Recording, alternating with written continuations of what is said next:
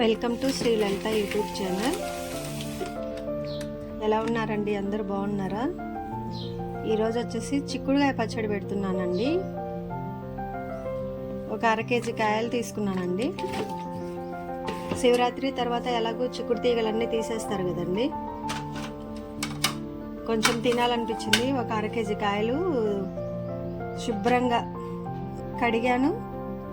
Plus అంటే నిన్న తీసుకొచ్చినాయండి, ఈనెలు తీసాను. వీటిని ఈనెలు తీయకముందేనే కడిగాను.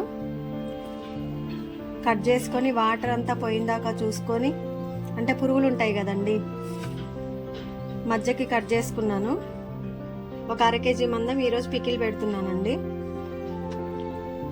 ఆయిల్ ఎక్కువ వాడొద్దండి. అంటే నేను ఇంతే ఎందుకు క్వాంటిటీ తీసుకున్నానంటే, ఈ 1/2 కేజీకి మనం పికిల్ పెట్టిన తర్వాత అది కరెక్ట్ అబ్జర్వ్ అయిపోతుందండి, అంతకంటే ఎక్కువ తీసుకోవద్దు.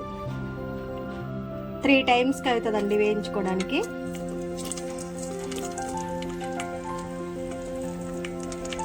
ఫుడ్ వేస్ట్ చేయొద్దండి. ఏదో ఆర్భటాలకి పోయి ఎక్కువ వాడొద్దు.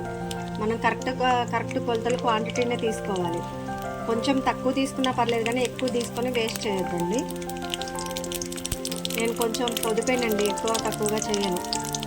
ఒక 1/2 కేజీకి ఈ మందం సరిపోతుందండి. ఎందుకంటే మనం ఈ మొత్తం అబ్జర్వ్ చేసుకున్న తర్వాత కరెక్ట్గా ముక్కకు సరిపడగానే ఉంటుంది, ఎక్కువ ఉండదు.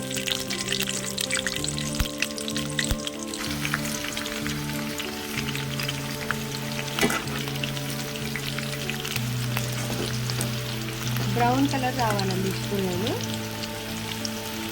అంటే మనం తీసుకున్న 1/2 కేజీనే కదండి, ఒక 10 days వస్తుంది అంతే. అయితే తెలిసిన వాళ్ళు గణప చిక్కుళ్ళు అంటారు కదండి, నాటు చిక్కుళ్ళు, అవి ఇస్తా అన్నారు కదా అని ఏదో నాకు కొంచెం నోటికి పుల్లగా కావాలని చెప్పేసి ఈ పికిల్ ప్రిపేర్ చేస్తున్నాను. అవి ఇచ్చిన తర్వాత అంటే దీన్ని 2 రకాలుగా పికిల్ ప్రిపేర్ చేసుకోవచ్చండి. 2వ రకం కూడా నేను కంపల్సరీ వీడియో తీసి యూట్యూబ్లో అప్లోడ్ చేస్తాను.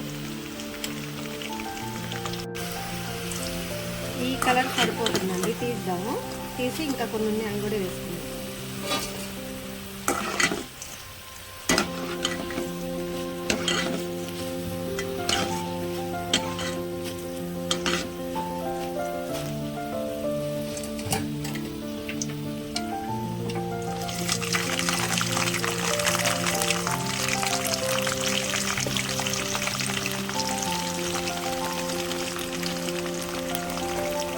అదే గణప చిక్కుళ్ళు అనుకోండి, మనం పొడవుగా కాయలు వేసుకోవచ్చండి. కాకపోతే ఏంటంటే ఇప్పుడు పురుగులు వస్తాయి జనవరి నుంచి, అందువల్ల నేను మధ్య కట్ చేసి మొత్తం చెక్ చేసిన తర్వాత పురుగులు ఏం లేకుండా చూసి అప్పుడే గిల్లుకున్నానండి.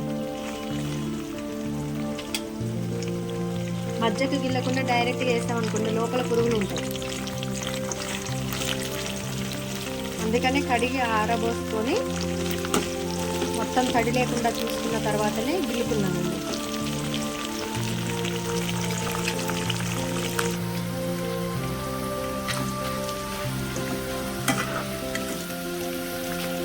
ఇంకా కొంచెం ఉండాలండి.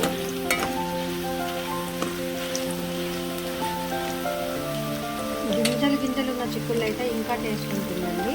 అసలు చిక్కుడుకాయ పచ్చడే టేస్ట్ అండి, అసలు మామూలుగా కర్రీనే టేస్ట్. ఇంకా దీంట్లో ఇది పచ్చడి చేసుకుంటున్నాం, చాలా బాగుంటుందండి. సంవత్సరం నిల్వ ఉండేలాగా కూడా మనం ఎక్కువ తీసుకొని చేసుకోవచ్చు, భయపడాల్సిన అవసరం లేదు. మనకి పచ్చళ్ళు ఏవైనా పాడవుతాయి అనే డౌట్ ఉంటే మనం వాటిని ఎమ్మటే చిన్న డబ్బాల్లో అన్నీ ఫిల్ చేసుకొని ఫ్రిడ్జ్లో స్టోర్ చేసుకోవడమేనండి. ఫ్రిడ్జ్లో స్టోర్ చేసుకోవటం వల్ల మామిడికాయ అయినా ఏదైనా ముక్క మెత్తబడదు, ఖరాబ్ కాదు. ఇంకోటి ఏంటంటే కలర్ కూడా షేడ్ అవ్వదండి. అప్పటికప్పుడు మనం ప్రిపేర్ చేసుకున్న చట్నీ ఇలాగే ఉంటుంది. కారమైన పసుపైన నేను ఎక్కువ శాతం పట్టించిన కారమైన పసుపైన నేను డబ్బాలు పెట్టి ఫ్రిడ్జ్లోనే స్టోర్ చేసుకుంటానండి. అలాగే ఏ పికిలైనా కూడా అంతేనండి.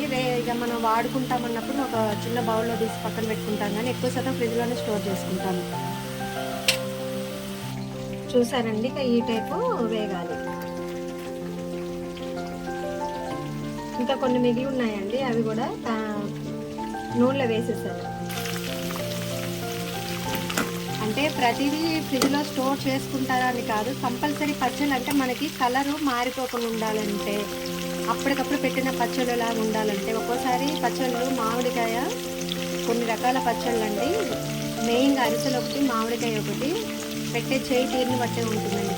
ఇంత తేడా వచ్చినా పచ్చడి ఖరాబ్ అవుతుంది. అరిసెలు కూడా మనం ఇక హోల్ పెట్టుకొని రింగ్ ఆడుకోవచ్చండి, ఆ టైప్ అయితే వాటికి ఎక్స్పర్ట్స్ కావాలి. మనం ఇప్పుడు కొంచెం ప్రిపేర్ చేసుకుంటాం కాబట్టి ఒకవేళ మనకి డౌట్ ఉంటుందా ఈ పచ్చడి పాడవుతుందా అనేటటువంటి టైంలో మనం ఫ్రిడ్జ్లో స్టోర్ చేసుకోవాలండి. పచ్చడి అస్సలు పాడవు. ఒకసారి మీరు ట్రై చేసి చూడండి. నేను కూడా నేర్చుకున్న దాన్ని, ఒకప్పుడు నాకు కూడా పికిల్స్ ఏం రావు, కొంచెంగా నేర్చుకున్నాను. దానికి తోడు ఇక నేను ఆయిల్ కంప్లీట్గా అన్నీ సరిపోయేలా చూసుకొని ఫ్రిడ్జ్లో స్టోర్ చేసుకోవటం వల్ల నా పచ్చళ్ళు ఇంతవరకు ఏవీ డ్యామేజ్ కాలేదండి.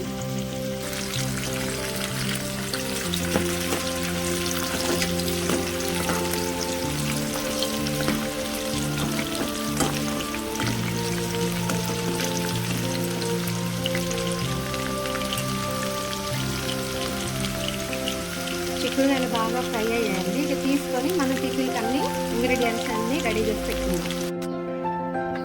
వెల్లిపాయలు ఒక 3 పొట్టు తీసానండి. వెల్లిపాయ బాగా ఫ్లేవర్ అండి, ఇంకా కూడా ఎక్కువ కూడా వేసుకోవచ్చు. నేను 1/2 kg కాబట్టి మెత్తగా అంటే కచ్చపచ్చగా దంచుకుందాం. ఇలా దంచుకుంటే సరిపోతుందండి. నిమ్మకాయలు ఒక 2 పెద్ద సైజు నిమ్మకాయలు ఒక 2 తీసుకున్నానండి. కారం, ఉప్పు, మెంతిపిండి, ఆవాల పిండి, నూనె. చిక్కుడుకాయలన్నీ ఈ బౌల్లోకి వేసుకున్నానండి.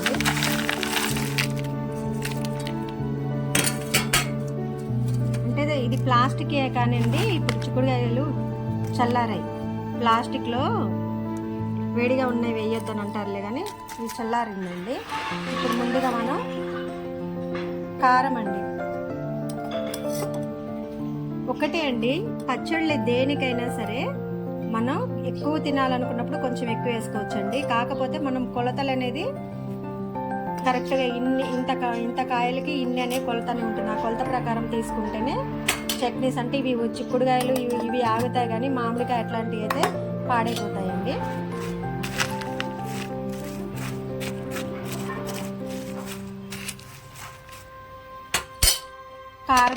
కారం యాడ్ చేసుకున్నాం కదండి, సాల్ట్ అండి.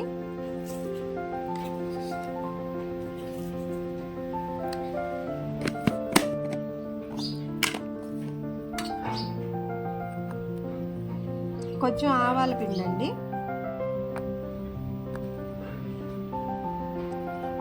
మెంతిపిండి. ఆవాల పిండి ఎక్కువగా వేసుకుంటే కొంచెం గ్రేవీ ఎక్కువ అవుతుందండి, కాకపోతే మెంతిపిండి ఎక్కువ వేసుకుంటే చేదవుతుంది.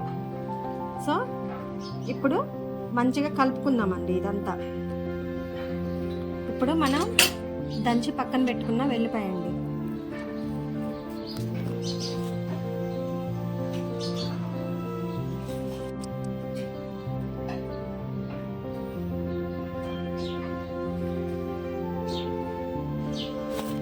చేత్తో ఇలా బాగా కలుపుకోవాలండి.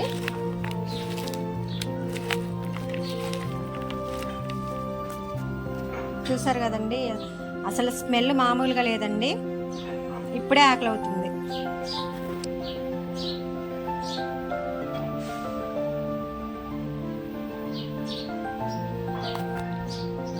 రెండు నిమ్మకాయలకి ఇంత జ్యూస్ వెళ్ళిందండి. ఇప్పుడు మనం ఏ చిక్కుడుకాయలు అయితే దేంట్లో వేయించుకున్నామో ఆ నూనె చల్లారింది, అదే దీంట్లో ట్రాన్స్ఫర్ చేసుకున్నాం.